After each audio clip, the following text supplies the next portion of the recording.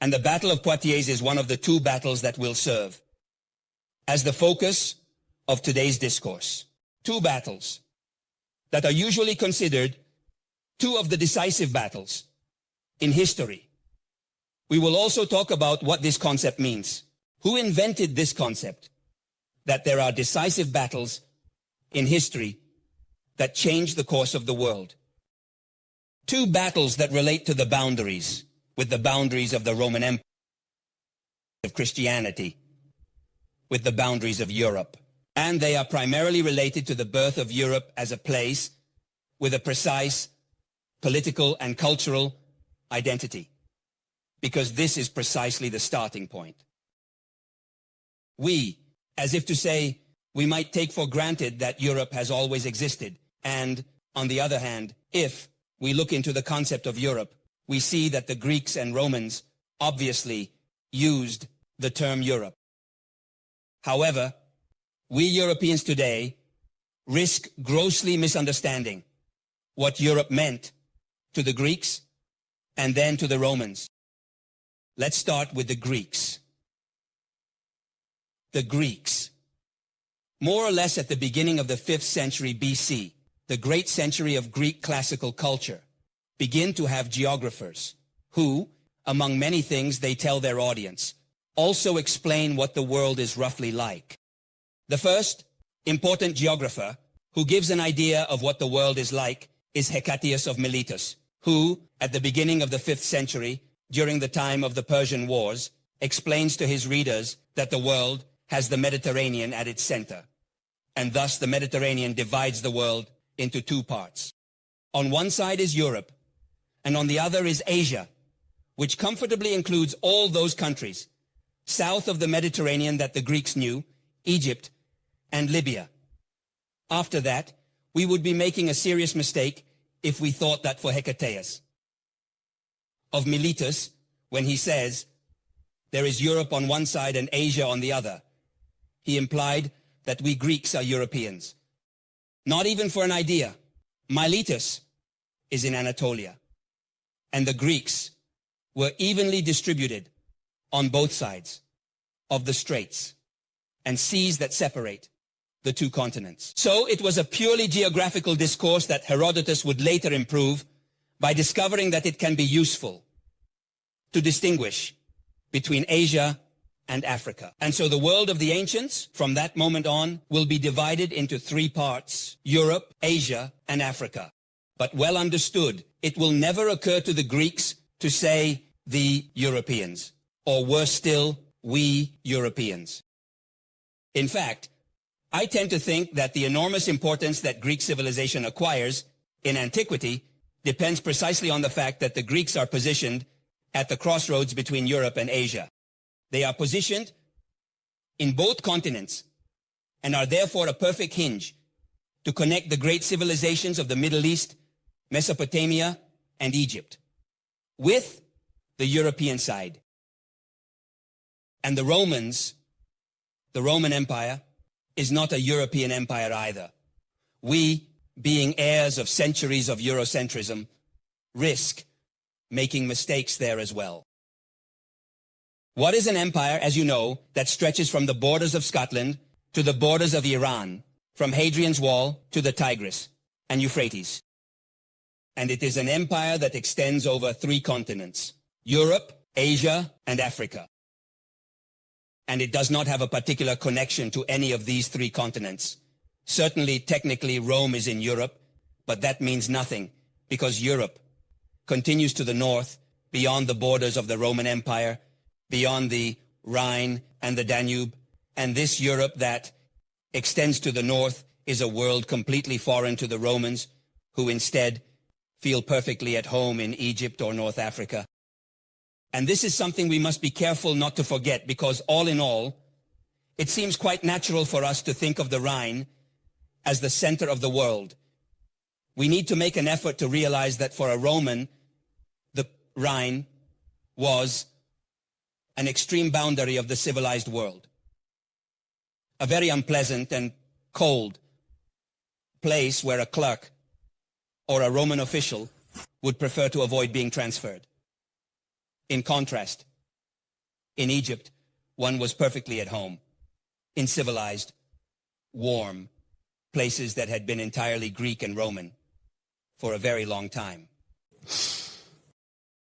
At a certain point, the Roman Empire becomes Christian, and Christianity has nothing to do with Europe. This is another thing I notice when speaking to my students, for example, at the university, for us. It takes a little effort to realize it. These are all things we know, because when asked, one responds where Christianity was born. In which continent? In Asia, of course.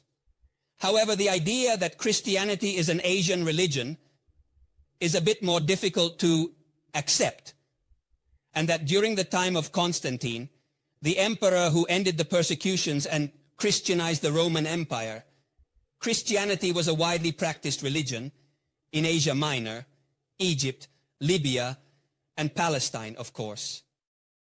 And that in Italy the Christians were quite few, and that in Gaul or in Spain there were almost none at that time.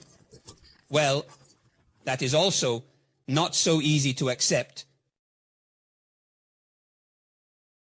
On the other hand, the ruling elites of the Roman Empire were very clear about the fact that in their vast empire spread across 3 continents, Rome was not the ideal place to govern.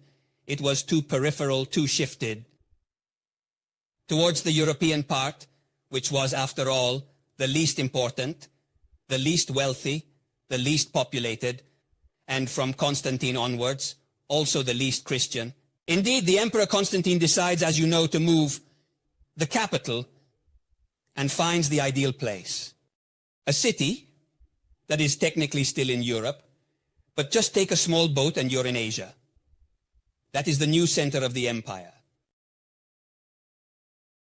Afterward, this Greek and Roman Empire, it would be better to say, because the civilization of that empire has its roots in Greece. This Roman Empire, Greek and Roman Christian, which from a geographical standpoint has no particular connection to any continent because it spans parts of 3 continents. At a certain point, goes through a crisis phase, that of the barbarian invasions, which of course do not mean the end of the Roman Empire as we Eurocentrics tend to take for granted. They signify the end of the Roman Empire in the West, in Europe. The Roman Empire, as you very well know, continues to exist. Well, not so peacefully. Amid 1,000 problems, it continues to live for another 1,000 years, which is no small feat. This is what we call the Byzantine Empire.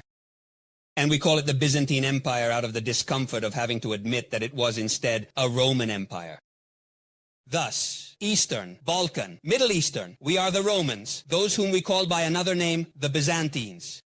As a result, my students struggle a bit to understand who these Byzantines are. Where does this people come from? So the barbarian invasions are indeed a starting point for carving out a space in the Greco-Roman world that is called Europe and has a destiny different from the rest of the ancient world. The barbarian invasions begin with the Battle of Adrianople. They start with a border crisis. We are on the eastern border of the Roman Empire in Europe, the Danube. We are accustomed to considering these borders of the Roman Empire in this way, due to an old traditional image as fortified boundaries in limes, walls and towers, and legionaries on guard, always waiting to see if the barbarians arrive, ready to repel them. In reality, it was not at all like that. The Roman Empire was not overly afraid of the barbarians and was not shut inside its walls in terror that they might arrive. The Roman Empire knew very well, of course, that the vast world of barbarians beyond the border was a restless world from which raiders and plunderers occasionally arrived. It was part of the order of the world, and it was not easy to prevent it. It wasn't even that important. If the raids continued for too long, sooner or later the emperor would take matters into his own hands, entering the land of the barbarians, killing, plundering, burning, and taking away livestock until the barbarians came to their knees begging for mercy, and for a while there would be peace again. The border of the Roman Empire was a porous boundary because the Romans themselves crossed it whenever they wanted. The Romans did not conceive of their border as something that kept others out while they remained inside. If anything, others stay outside when we do not want to let them in. We go out when we want. The Roman emperor is the master of the world. And if he decides to go with the troops into the barbaricum for any reason, he does so without the need for legal pretexts, does not recognize any legitimacy, and has no power outside the empire. And what about letting people in? Let's let people in, of course. Why not? We need them continuously. The Roman Empire has needed labor for centuries. Not in a systematic way, but the Roman Empire is an empire of imbalances. There are overpopulated areas, perhaps, and other areas where people are lacking. There are times when the population grows and others when epidemics arrive that devastate entire regions. Smallpox during the time of Marcus Aurelius, for example. So, when there is a need for labor in a region, the solution is to bring it in from outside. There are barbarians asking to enter because they are starving at home, they have faced famine, and they have been attacked by other barbarians. We let them in, of course. The Roman Empire for centuries, particularly from Marcus Aurelius onwards, continuously allows barbarians to enter under specific conditions. We decide what you will do. We put you to work. Working the land. The landowners always need colonists, laborers. We enlist the young men in the army. They will become Roman soldiers. Soon, all of you will become Romans. 1 generation. 2. Once you have lost, so to speak, the most visible aspects of your barbarian nature, you will also become Romans. This is the normal practice and the official ideology of the Roman Empire forever. Certainly, the barbarians, we are talking about the northern barbarians, the Germans who come from northern Europe, the Germans, the Goths. Their integration is not easy at first. There is always something that marks them.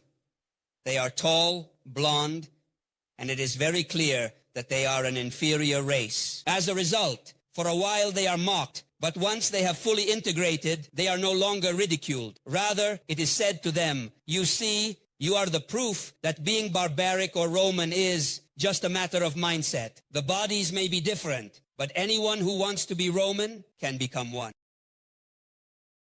And this is why when, in 376 AD, at the Roman frontier of the Danube, entire tribes, almost a whole people of barbarians, living beyond the border, present themselves and ask to be allowed to enter. It does not seem particularly strange or new. These barbarians are the Goths, who live in the vast plains, specifically in the steppes, north of the Danube, in present-day Romania and Ukraine. And they are people that the Romans know very well. They have coexisted with them for centuries. It is a sometimes difficult coexistence. The Goths often declare war on the Roman Empire, plunder, generally invade, and are then defeated and pushed back. When they are too turbulent, it is the Romans who first enter their land to teach a lesson.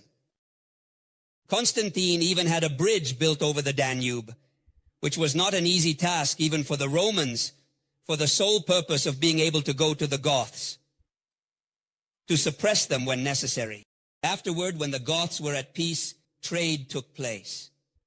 Missionaries were sent. We are now in the 4th century. The empire is Christian, and the Goths are also converting to Christianity. When there was a need for mercenaries, Gothic leaders were hired, bringing with them a few thousand well-paid warriors from the Roman Empire to fight in service of the empire. They were known people and on the whole, harmless. Suddenly, a large crowd of these Goths appears at the border of the Danube, asking for refuge in the empire and recounting that they have been attacked by other barbarians, much more barbaric than themselves. So much so that the Goths, who are also brave warriors, could not withstand these other barbarians. All the Gothic princes who tried to resist were swept away, and thus most of the Gothic tribes have now abandoned their homes, loaded their few belongings onto carts, and set out with their families, the elderly, the children, and animals, with carts full of household goods to seek refuge in the Roman Empire. The Roman generals commanding the frontier are gathering information, but do we know who these other barbarians are that have attacked you? Yes, they are called Huns. The Romans did not know much about these Huns so far, but by going to the library, they find that there is indeed some information available. Ancient historians occasionally speak of this. Ammianus Marcellinus, who is one of the great Roman chroniclers of this era and a former soldier, recounts these events from his own experience. He says it exactly. If you go to see in the library, yes, they tell you that these Huns are very fierce barbarians, nomads.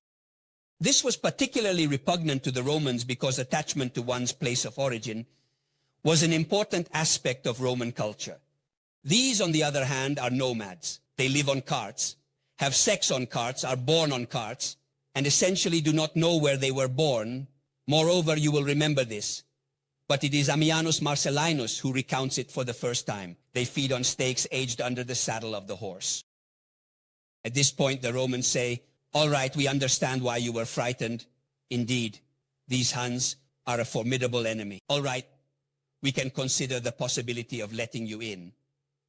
But there are really a lot of Goths, and the generals commanding the frontier do not take the responsibility of allowing them in without permission from above. We need to ask the Eastern Emperor." At that time, the Roman Empire is divided into two parts. For administrative convenience, the West and the East, it is too difficult to manage it all from a single command center. Therefore, it is necessary to go to the Eastern Emperor, because the Danube is the European frontier of the eastern part, which then extends to Asia Minor, Syria, and Palestine. The Eastern Emperor is 2,000 kilometers away. On the other frontier, that with Iran, he is preparing to wage war against Iran. An old obsession of the Western rulers, evidently, which has never brought good, I might add.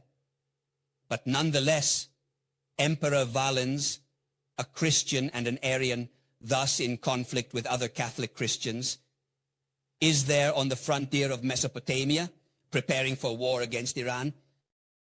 They come to tell him that a huge crowd of Goths has arrived at the Danube frontier asking for refuge. The Council of Ministers gathers, and Ammianus Marcellinus recounts the events. He was not there, but he tried to imagine what they must have said. He knows the decisions they made, so he tries to imagine what they must have said. And must have said, says Ammianus Marcellinus, the ministers of the Eastern Emperor must have told him, "It is your fortune that they send." They are all Christians now, but they still have pagan concepts and images in mind, such as the goddess Fortune, who follows and protects the emperor, and your fortune that sends them. We indeed need warriors, and the Goths are good warriors. So let's let them in and hire them. Therefore, the messenger returns another 2,000 kilometers until he arrives at the Danube. Upon arriving at the Danube with the order from Emperor Valens to allow them entry, he finds that the situation has become somewhat dramatic.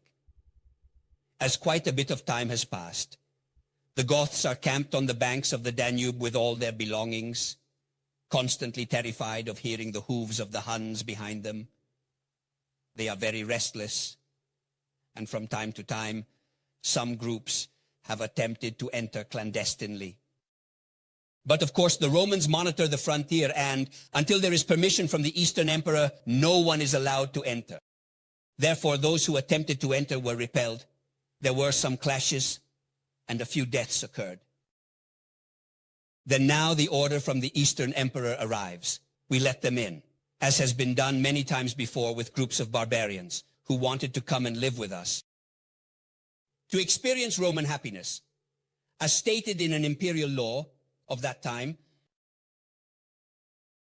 Another author writing during that time, a Greek, is Apion, who recounts these events after everything has gone very badly, and thus has the benefit of hindsight. He also mentions some details, such as the officials who had been controlling the frontier up to that point and had repelled those trying to enter, resulting in some deaths, being investigated for abuse of power. because now the order is that these are not only friends, but new subjects.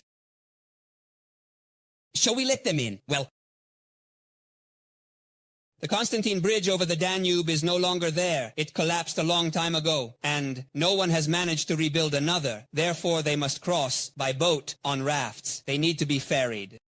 The Roman troops begin to requisition boats to build rafts, and they start ferrying these people across the border. They proceed for a while. The Danube is in flood. All these operations in Das are becoming increasingly chaotic. There are boats capsizing, people drowning, families remaining separated, and children left without parents. You must imagine a population of that time that has the same demographic structure as the peoples of the Third World today. Few elderly people, many children. Anyway, they passed. But there are so many of them, and the situation is so chaotic that all the rules are thrown out.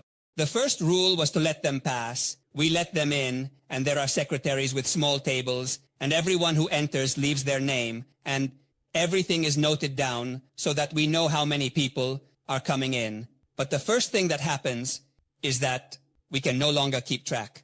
There are too many. There were supposed to be rules. For example, warriors had to surrender their weapons upon entry.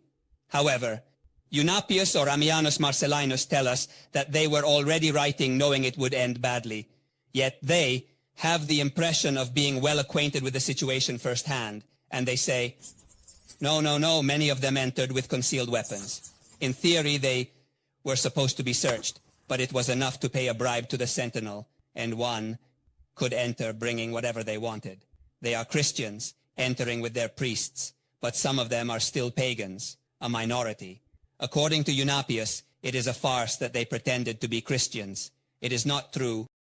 Eunapius, the Greek who recounts these events, is a pagan, one of the minority of pagan intellectuals still present in the Roman Empire. Eunapius states that it is clear these individuals pretended to be Christians, because in our time there is this farce where Christians are in charge, and it is enough to say you are a Christian for them, to open their arms and let everyone in without discussion, parenthesis closed. In any case, they arrive, and they arrive. And more keep arriving in total chaos. Another thing that the observers of the time tell us is that with so many children who had lost their parents, it was no longer known who they belonged to. There is not a Roman official in that area who did not take home a girl or a boy, as it was enough to just take them. There is slavery in the Roman Empire, of course. After a while, they arrive, looking the other way. They haven't diminished at all. The Romans are trying to understand what is happening. What is happening is similar to what would occur today if suddenly in Latin America the news spread that Trump has opened the borders with Mexico.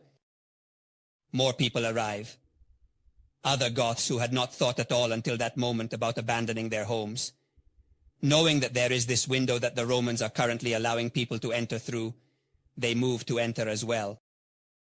At this point, the Roman generals on the border become frightened. Too many are arriving, and we don't even know how many there are.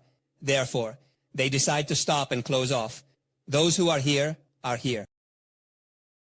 At this point, there is a tide of Goths inside, and many others left outside. Those Goths who have entered need to be managed as was usually done. As soon as possible, the local authorities must find the landowners who need workers, farmers. The colonels of the regiments, so to speak, must provide the list of recruits they need, and the process of sorting them out begins. However, there is no rush.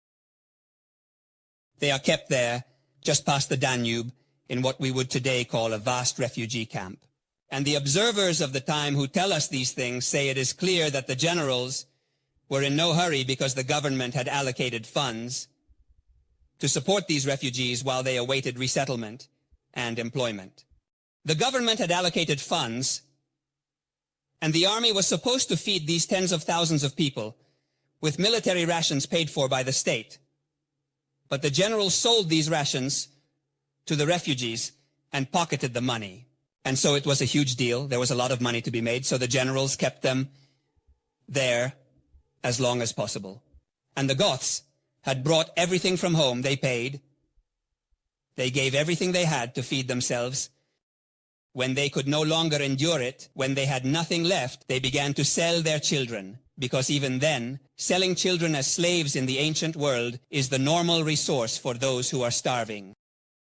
Some say that all the slave traders from the entire region rushed there because there were big deals to be made. After a while, the mood regarding hygiene conditions does not speak to anyone. The ancients are not very sensitive to these matters, but you can imagine. After a while, the mood of the Goths becomes... Now the Roman generals are frightened and say, all right, fine. Based on the agreements, we will now let you flow into the interior and send you to work as was stated. Therefore, they set up a large convoy and begin to transfer these refugees under armed escort.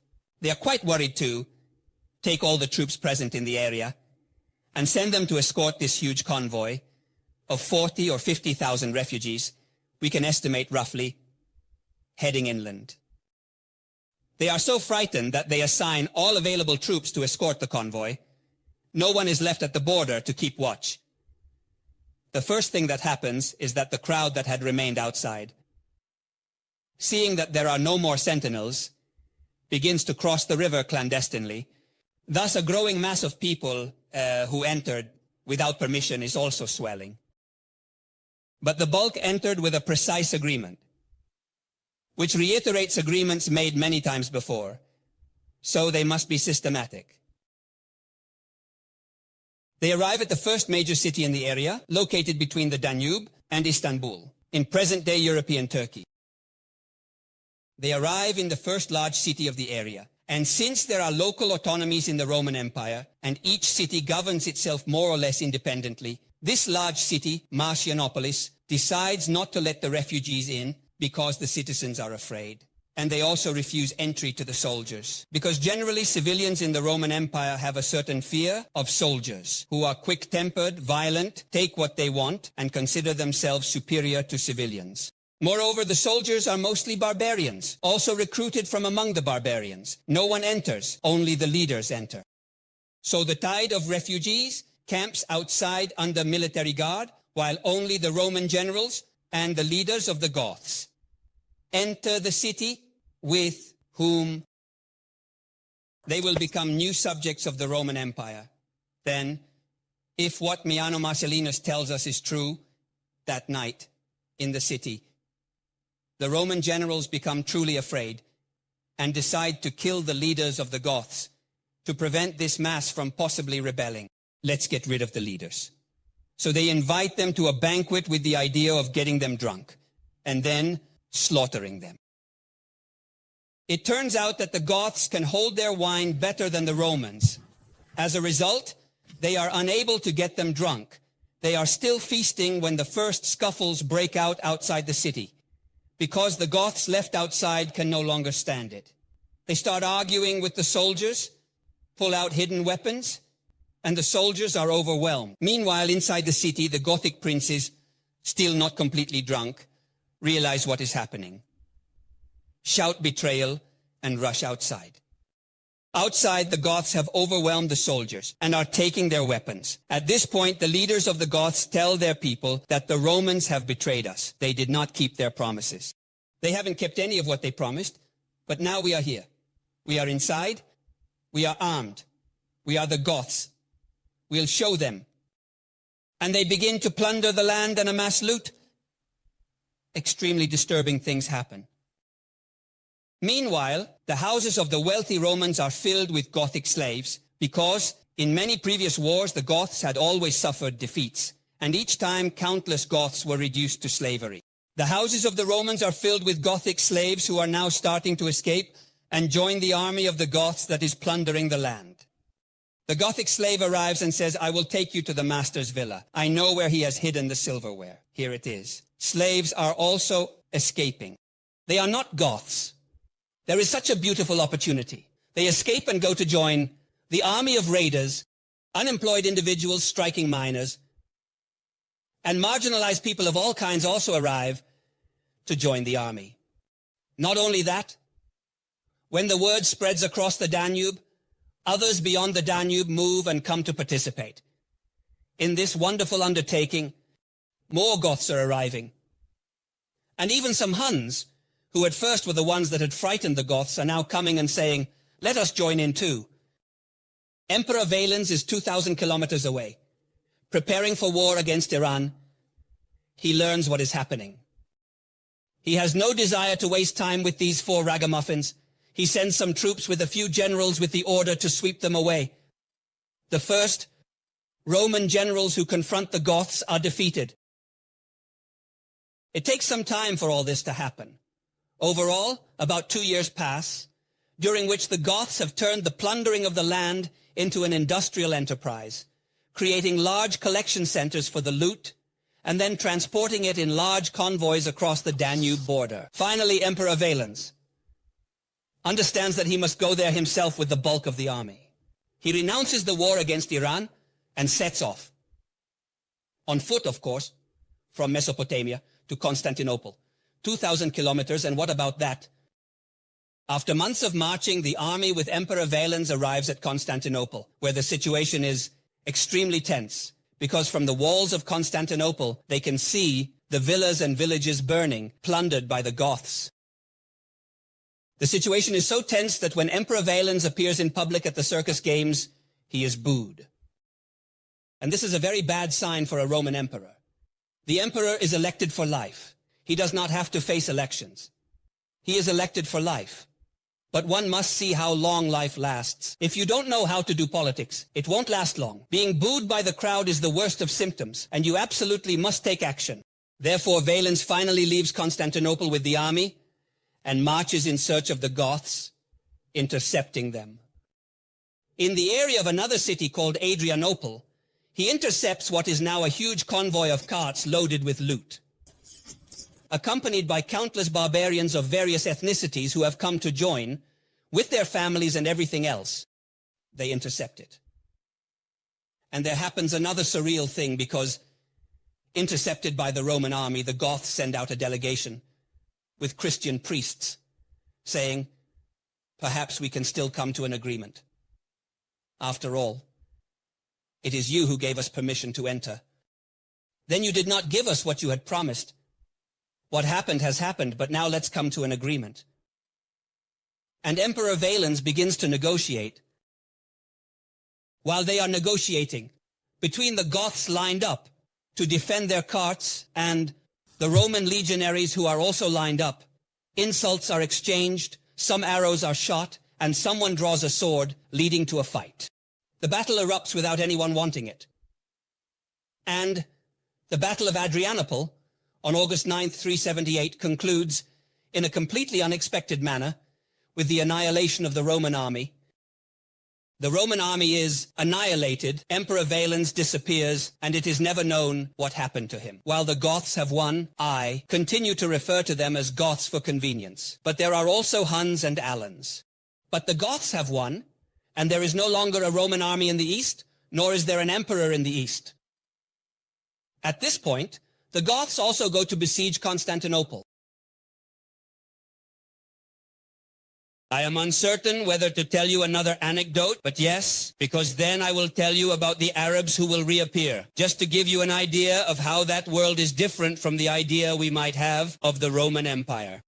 The Goths are besieging the capital, Constantinople. Fortunately, they do not have siege machines, so they are blocked outside, but they maintain the siege for a very long time. Inside Constantinople, there is a Roman garrison. This Roman garrison includes, among other things, regiments of Arab cavalry, because the Arabs are partly subjects of the Roman Empire, and partly the nomads of the desert who are nonetheless friends, just like the Goths, who occasionally provide mercenaries. Thus, inside Constantinople, there is a regiment of Arab cavalry, Saracen as they call themselves, which is a regiment of the Roman army. This Saracen regiment goes out to attack the Goths. According to the descriptions of some authors of the time, perhaps a bit exaggerated, the Saracens are depicted as savages, like none ever seen before. They ride naked with their long hair blowing in the wind. The first Saracen to emerge strikes down a Goth, leaps at his throat and begins to drink his blood. At this point, the Goths, terrified by how barbaric the Roman soldiers are, flee, because compared to the Saracens, the Goths are very civilized people, Christians moreover. It's a pity that the Saracens who drink blood are Roman soldiers, but anyway, just to say that it was a rather complex world. The siege of Constantinople ultimately fails, and a new emperor, Theodosius, makes agreements with the Goths. He would do without it when he can. If he surprises a group of Goths isolated, he exterminates them. But there are too many, and Rome is truly short on resources. Theodosius has rebuilt an army with great effort. Among other things, we have his orders, new laws for recruitment. Anyone who is required for military service must report immediately to the barracks. Anyone who is the child of a soldier is also obliged to present themselves and take service in the army. All immigrants are required to present themselves and enlist in the army. If the administrator of a large estate does not deliver the immigrant workers and may not want to deliver them because he needs them, he will be punished by burning. Thus, Theodosius rebuilds an army, but he is unable to annihilate the Goths. In the end, he must come to terms. And the terms are that the Goths say, all right, let's make an agreement, but not under the same conditions as before. We do not want to be made to work on large estates or for our boys to become Roman soldiers torn from their families. We agree to remain at peace within the Roman Empire. And we agree to fight for the emperor when he asks us, but we want to live all together under our leaders and according to our own laws. And when the emperor wants, we will fight for him as long as he pays well. In any case, he must provide for us, accommodate us, and support us. And we will all stay together and continue to be the Goths. So, the history of barbarian invasions will know many other events. But this is the starting point. It is the first time that a barbarian population is welcomed into the Roman Empire, not under the usual conditions that imposed heavy obligations and fairly secure guarantees, because citizenship would eventually be granted. It is the first time they are welcomed without rules, or rather, they dictate the rules. And their rule is that they do not want to integrate to give up being the Goths. It is the first time. Many other things will happen, but the fate of a part of the Roman Empire is to be occupied by barbarian populations within 50 years who see things this way. We come to settle. The emperor grants us territories willingly or by force. The Roman population continues to live there to conduct their business, but we, the Goths, the Franks, the Vandals, whatever you want to call us, we settle there to take command. We will replace the Roman army that will be evacuated, and our leaders will maintain order, peace, and justice for the Roman population of this territory as well. Thus, those we call the barbaric Roman kingdoms are born. So, the important thing to be clear about for the topic we have today, which is Europe, is this. Even though the first major invasion, that of the Goths, began in the Eastern Roman Empire, for a series of reasons, the invasions then pushed towards the West. The Goths themselves, the government of the Eastern Roman Empire, skillfully convinces them that it is better to go to the West. And the government of the Western Roman Empire is too weak to prevent it.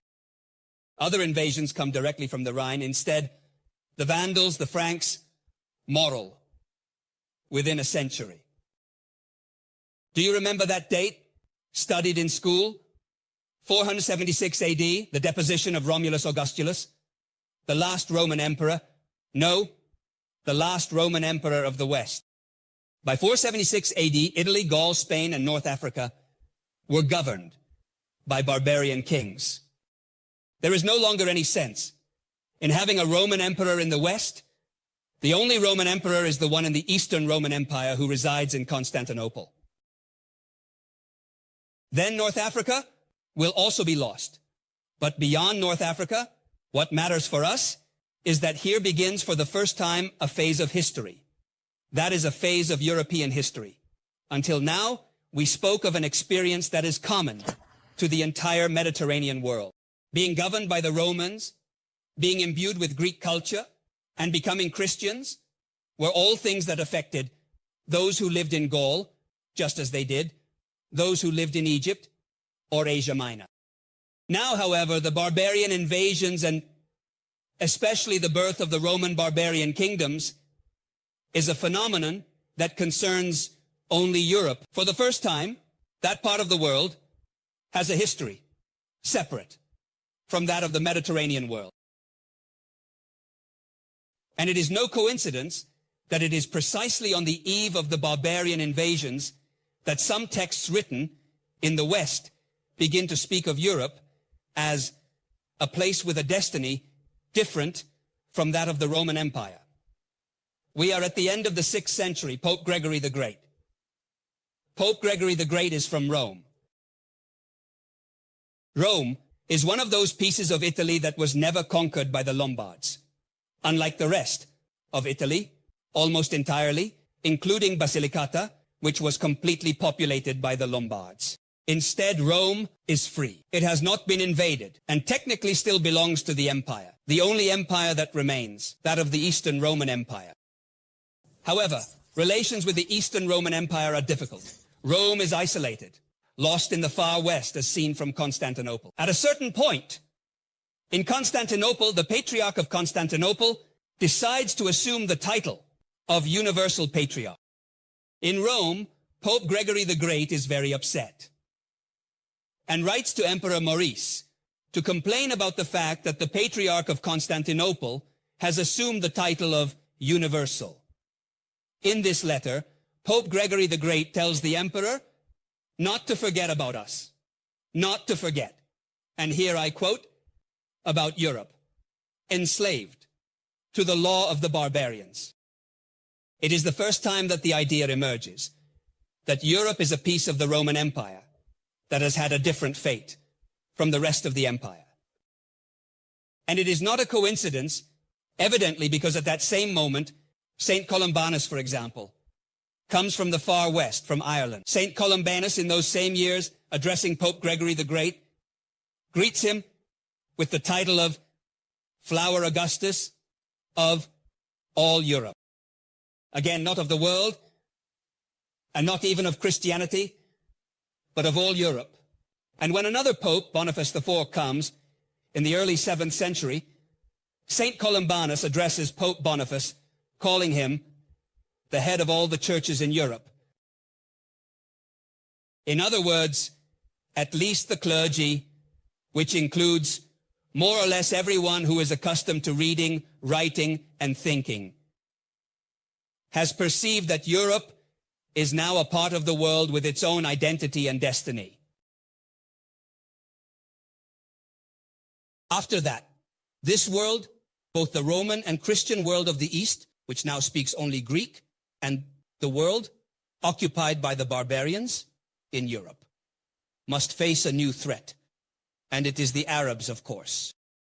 The Arab invasions that occurred in the 7th century, shortly after the time of Pope Gregory the Vir and St. Columbanus, the Arab invasions signify yet another impressive change in the world map, because they consume a large part of the Eastern Roman Empire, and among other things, all the places that were the cradle of Christianity.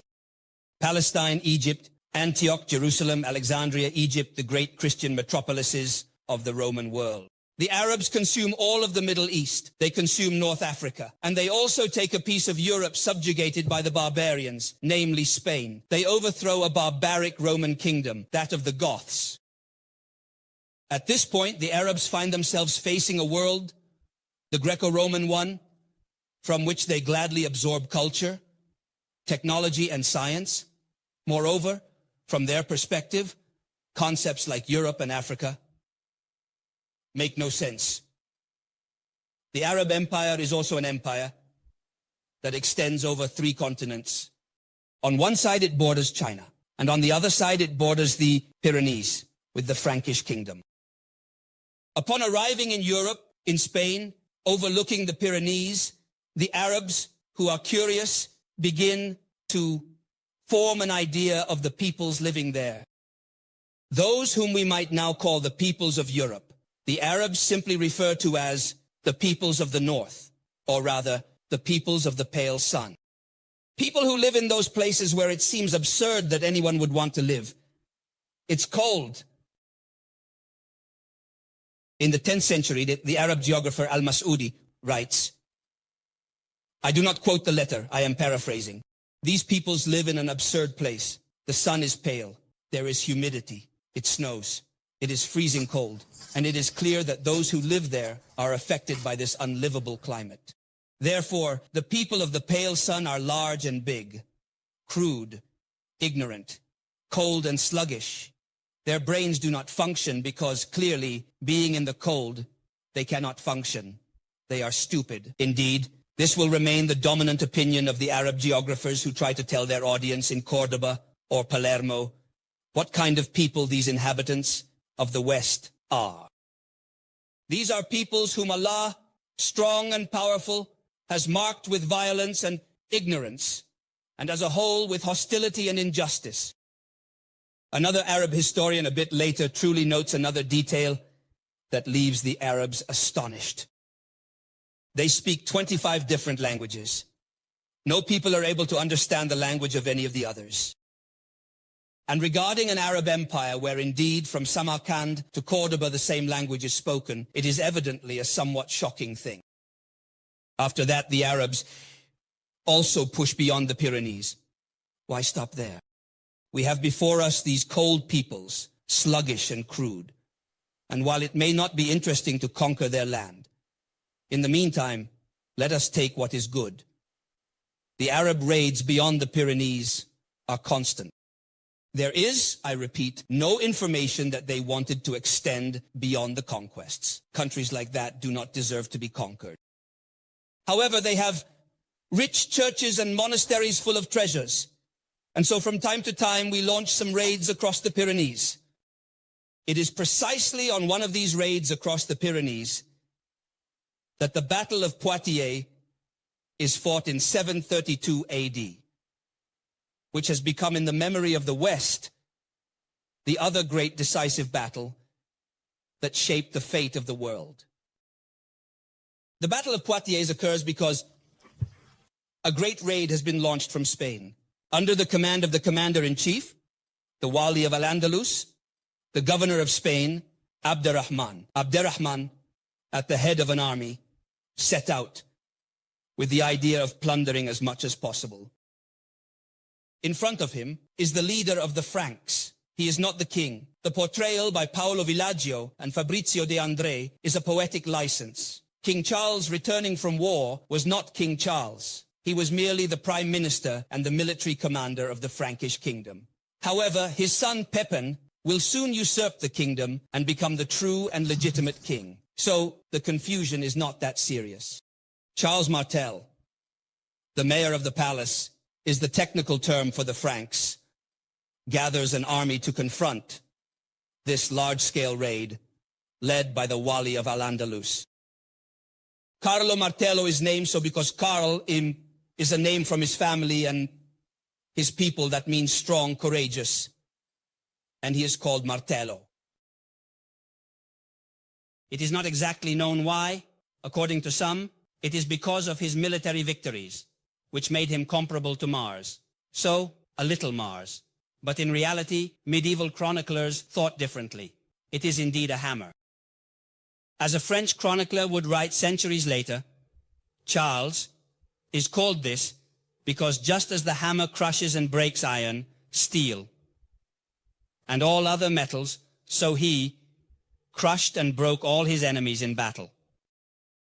At that point, it comes to mind that there is also another great warrior leader who has been nicknamed the Hammer, and that is Judas Maccabeus, where Maccabeus precisely means that it is the metaphor of the hammer Judas Maccabeus, leader of the great Jewish revolt against the Syrians, as described in the Bible. Then Charles Martel, at the head of a Frankish army, tries to stop Abderrahman, who has just set fire to the Abbey of Saint-Hilaire near Poitiers, and is now marching towards an even more tempting prize, the city of Tours.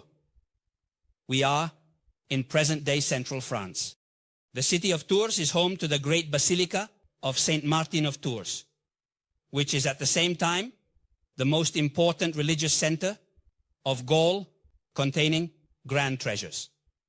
Moreover, in the eyes of the Muslims, it is truly a symbol of the fact that they are right and the Christians have deviated from the straight path.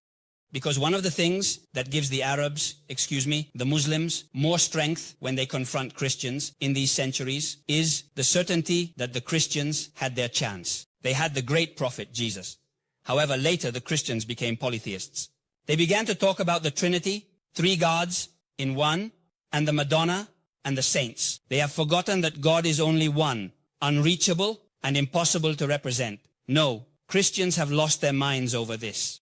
The cult of saints is one of the things that gives Muslims the assurance that they are right. Therefore, you see, going to take, plunder, and burn. The Basilica of Saint Martin in Tours is an objective that is appealing.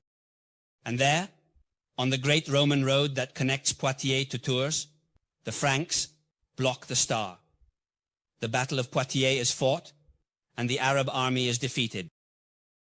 He is defeated so bloodily that the Arab chroniclers who recount this battle call it the Way of the Martyrs, because there is the Roman road, the very one on which the fighting took place, and many Muslims found martyrdom there, including Abdurrahman, who met the martyr's death in enemy territory. In the month of Ramadan, in the year 114, among other things. Note that the young people were in their year 114.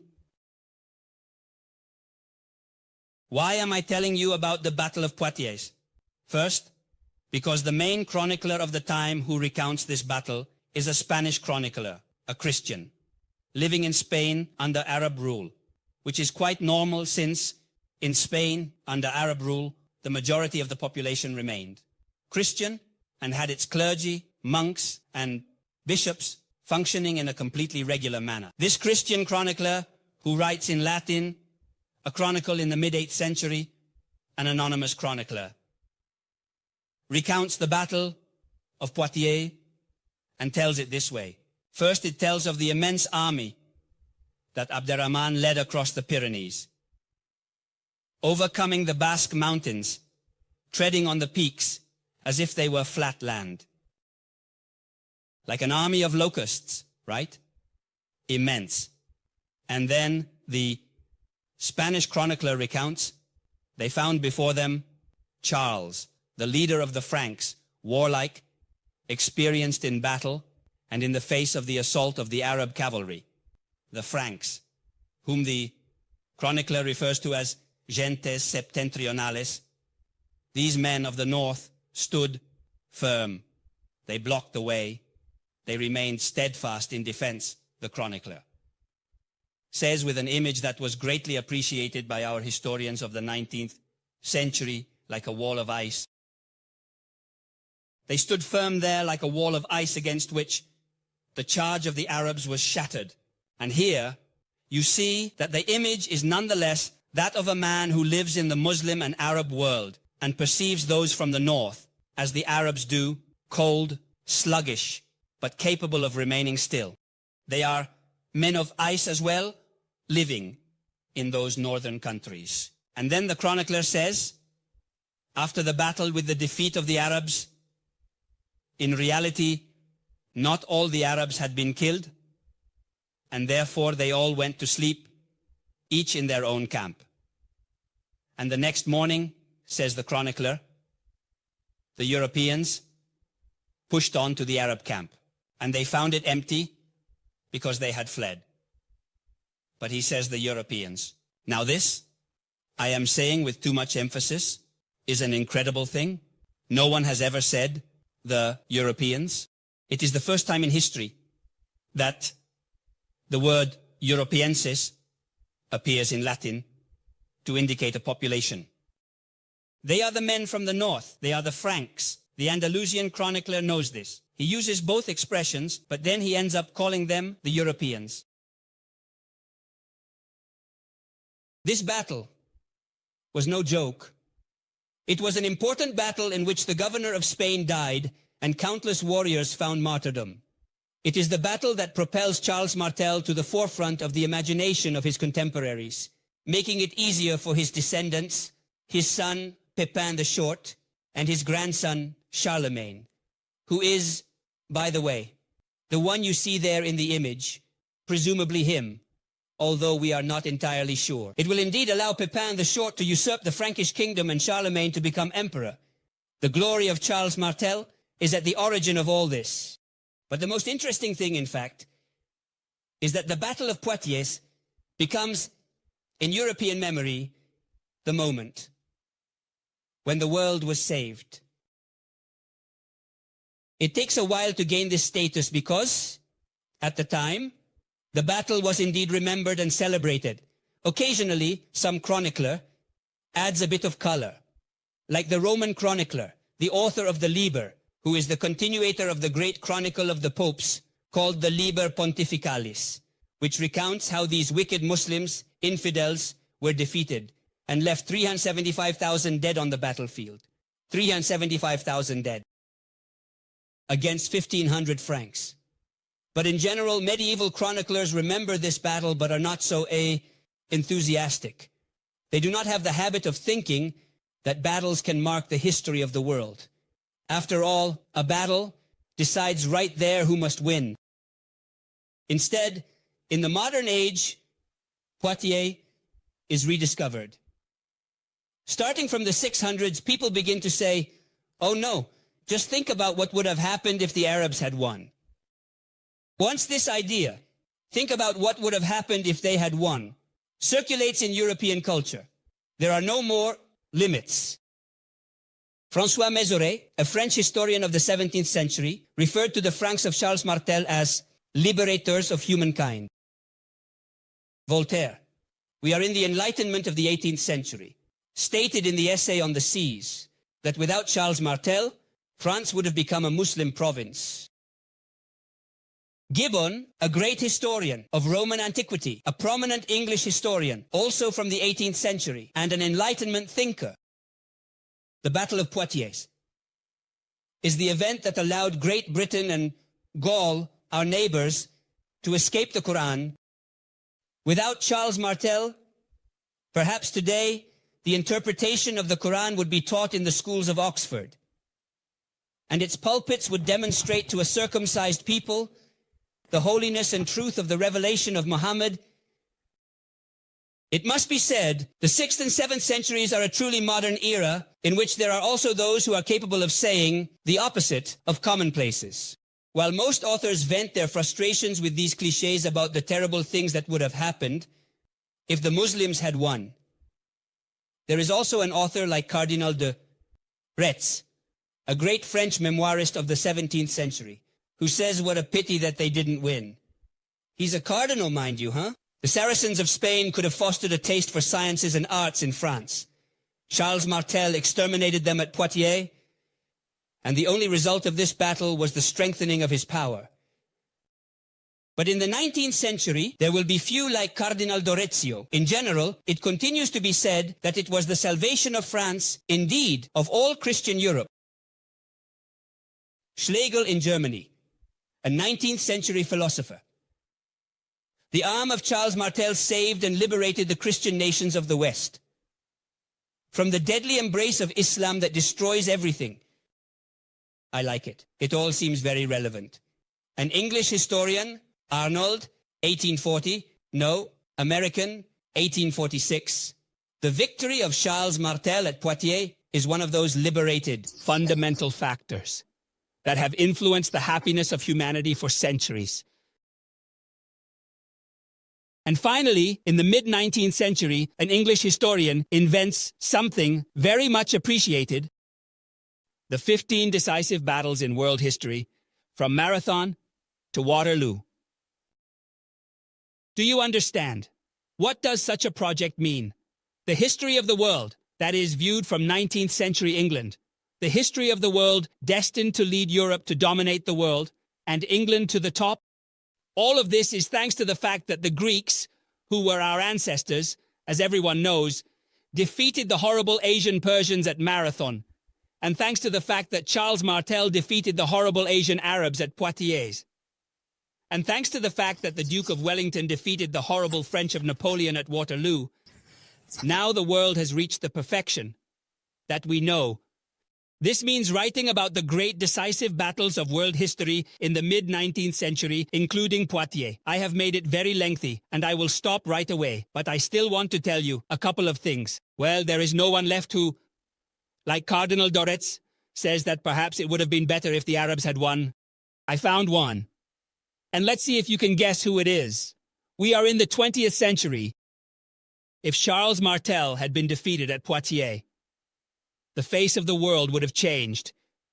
Given that the world was already inclined towards Jewish influence, and its product, Christianity, is such a bland thing, it would have been much better if Islam had triumphed. This religion rewards heroism, promising warriors the joys of heaven. Inspired by such a spirit, the Germans would have conquered the world. From Hitler's Table Talks, collected by order of Martin Bormann on August 28th, 1942. After that, to conclude, this is important 1 minute. I was telling you that the little grandson Charlemagne will be crowned emperor in Rome. Emperor of what? Of the Roman Empire officially. But they know very well that we are talking about Europe.